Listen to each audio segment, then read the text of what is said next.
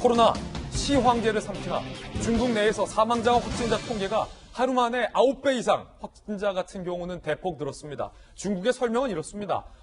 확진자를 기준하는 기준법을 바꿨다. 그렇지만 아무리 기준 분류법을 바꾼다고 해도 하루아침에 9배의 수가 는다는 것 상식적으로 이해하기 힘듭니다. 중국의 통계를 과연 믿어야 할지 말아야 할지 오늘의 고민입니다. 그리고 일본에서는요, 코로나 첫 사망자가 나왔습니다.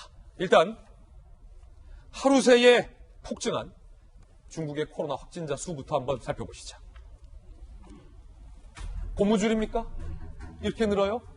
고무줄도 9배는 안 늡니다.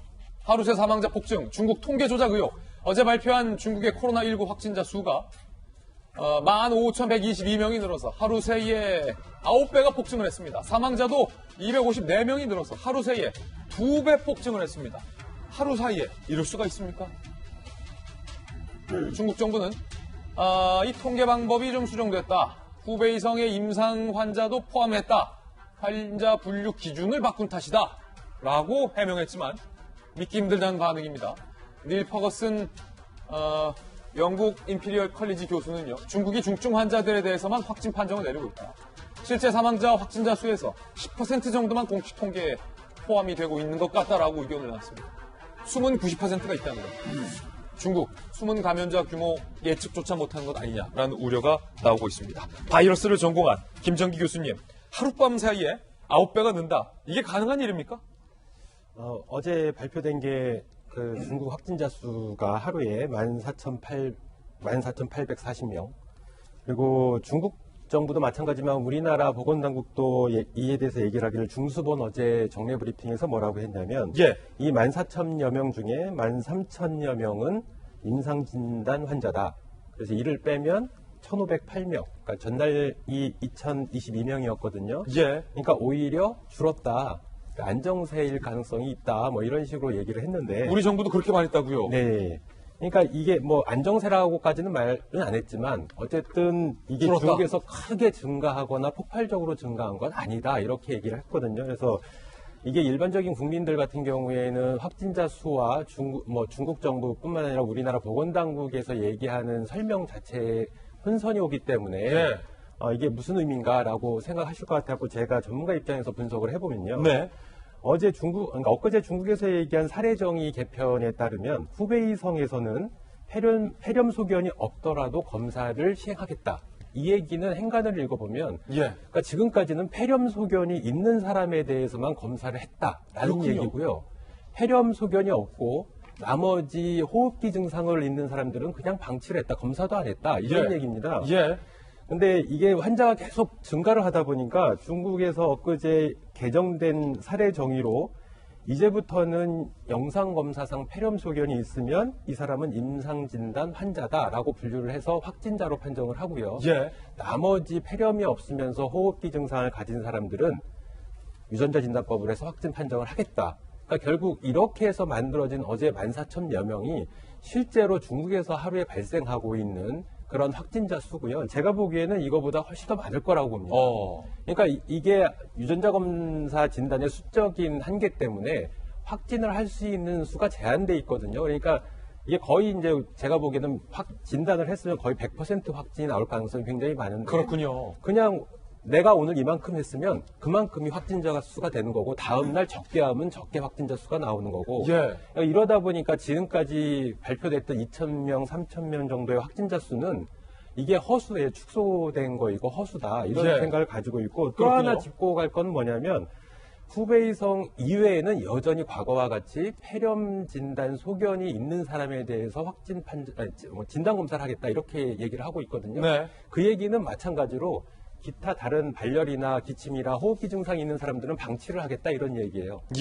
그러다 보니까 이렇게 방역을 하다가 보면 실제로 제가 보기에는 중국 정부의 노력으로 이번 코로나19 사태를 안정화시키기보다는 그 중국 내에서 집단 면역 허드 이뮤니티라고 얘기를 하거든요. 이 얘기는 뭐냐면 그 집단에서 상당히 많은 사람들이 면역을 가지게 되면 더 이상 전염병이 확산을 하지 않는다 이런 개념이거든요. 이렇게 해서 안정이 될 거라고 생각을 하지 오히려 중국 정부의 노력에 의해서 이게 소강 상태로 갈 거다라고는 판단을 안 합니다. 그래서 마지막으로 한 가지 더 드리고 싶은 얘기는 이렇게 집단 면역이 발생을 하게 되면요.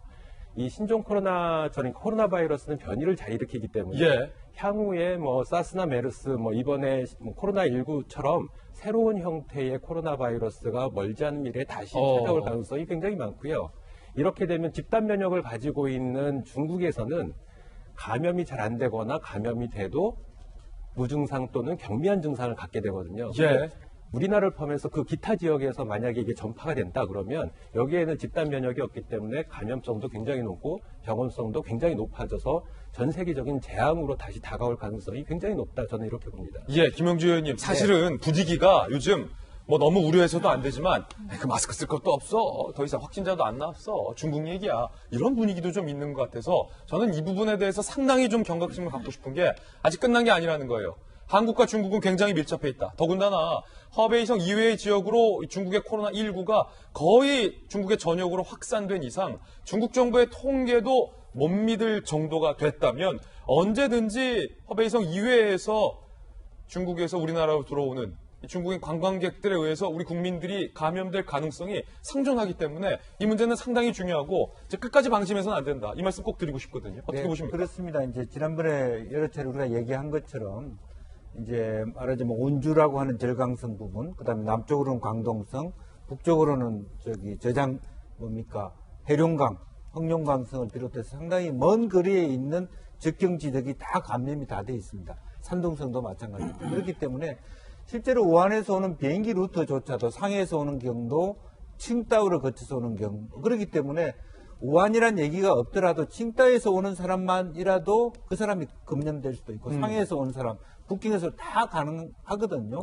광둥성 마찬가지입니다. 마카오, 홍콩, 동남아 다 뚫혀 있거든요. 그리고 예. 일본이 뚫혀 있잖아요. 예. 그렇게 되면 실제로 우리 사방이 다 그렇게 감염될 가능성이 있다라고 하는 부분이고 다만 이제 뭐 프랑스 보건 장관이 예를 들면 프랑스 외국 같은 경우는 질병이 걸린 사람이 다른 사람에게 옮겨주지 않기 위해서 마스크를 쓰고 일반 정상인 사람은 마스크를 안 쓴다. 이제 이런 개념들이 좀 확장되면서 정부가 또 안 쓰면 하라고 경제에 미치는 영향 때문에 그렇긴 한데 어찌됐든 간에 아직까지 중국 사태가 진정된 건 아니지 않습니까? 그렇죠. 잠복이 돼 있고 또 심지어는 14일 이후에도 계속 지속될 수 있다라고 하는 새로운 보고들이 나오는 만큼 경계를 늦춰서는 안 된다. 경계를 늦춰서는 안 된다. 생각입니다. 일본도 문제입니다. 일본 내에서는 이 코로나19로 인해서 첫 번째 사망자가 나왔고요. 진짜 문제는 그 크루즈선에 아직도 갇혀있는 우리 대한민국 국적의 14명의 사람들 그리고 수많은 일본 국민들이 문제겠죠. 감옥이 따로 없다. 바다 위의 감옥이다. 승객과 선원들의 이야기 들어보시죠. I do not feel the quarantine is working. It's a failed quarantine. Yes, it is, because the number of crew members who are infected is also increasing now. We just want to get back home safe without this infection. That's all we want. 김재인 교수님, 지금 보시면요. 중국 이외 지역에서는 필리핀, 홍콩에 이어서 일본에서 세 번째로 코로나19에 감염된 확진자 한 분 여성인데 사망을 한 것으로 나왔습니다. 보시면요. 중국, 필리핀, 홍콩, 일본. 대한민국 지도를 가만히 두고 사방에서 사망자가 지금 나오고 있는 경우군요. 네네.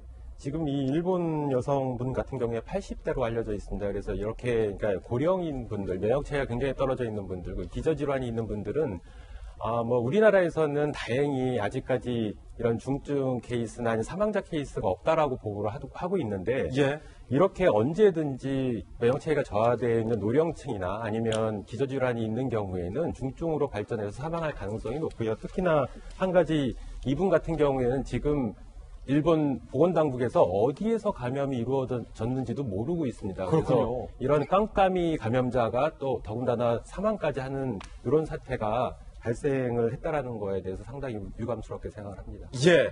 김정인 교수님 모시고 이 코로나19에 대한 새로운 소식들 오늘 짚어봤습니다.